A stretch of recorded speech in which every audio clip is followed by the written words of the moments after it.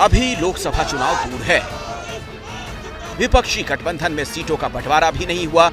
अभी तो गठबंधन के घोषणा पत्र पर चर्चा भी नहीं हुई है। ये बुनियादी काम होने से पहले विपक्षी गठबंधन में पीएम पद की रेस शुरू हो गई। इस बार आवाज उठी है पटना से। नीतीश कुमार ने चुनावी तैयारियों पर चर्चा के लिए पार्टी नेताओं की बैठक बुलाई थी। बैठक के दूसरे दिन नीतीश को उनके समर्थकों ने पीएम उम्मीदवार घोषित कर दिया। नीतीश कुमार जब बनेंगे, जिस तरह बिहार चमका है उसी तरह हमारे देश को चमकाएंगे। 2024 में मोदी के खिलाफ इंडिया गठबंधन का चेहरा कौन होगा, इस सवाल पर गठबंधन के नेता खामोश हैं, लेकिन नीतीश के खेमे में लगातार उनके समर्थन में आवाज बुलंद हो रही है।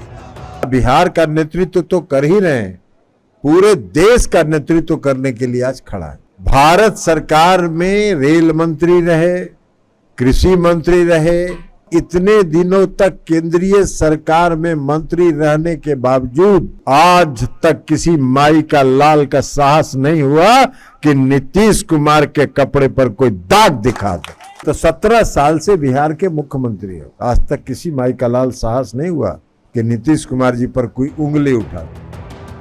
नीतीश के समर्थक बता रहे हैं कि उनके नेता को लंबा प्रशासनिक अनुभव है, भ्रष्टाचार का कोई आरोप नहीं, विपक्षी गठबंधन खड़ा करने में अहम भूमिका रही है। यानी कुल मिलाकर नीतीश में वो सब कुछ है जो एक पीएम उम्मीदवार में होना चाहिए। हालांकि गठबंधन के दूसरे दल लोकतंत्र का हवाला देकर इस विवाद को फिलहाल ठंडे बस्ते में डालना चाहते हैं। हमारे पास लल्लन सिंह जी या नीतीश कुमार जी या ममता बनर्जी, राहुल गांधी जी, हमने हमेशा कहा इंडिया अलायंस में कोई डिक्टेटरशिप नहीं है, डेमोक्रेसी।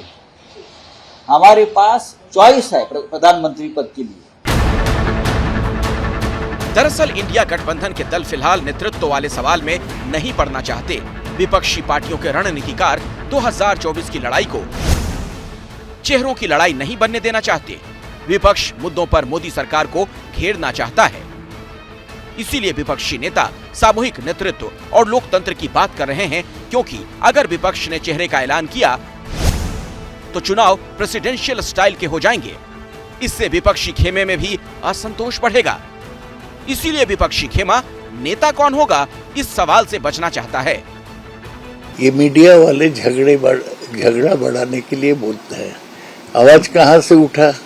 नीतीश कुमार खुद तो नहीं बोला, हम इसको नहीं मानते हैं। ये पहली बार नहीं जब इंडिया गठबंधन में पीएम पद को लेकर आवाज उठी है।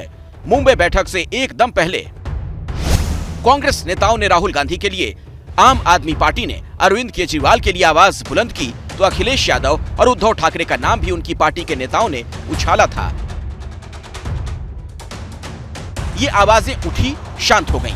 अब पटना से नीतीश के समर्थन में आवाज उठी है, तो एनडीए नेताओं को सवाल पूछने का मौका मिल गया है। प्रधानमंत्री कैसा हो?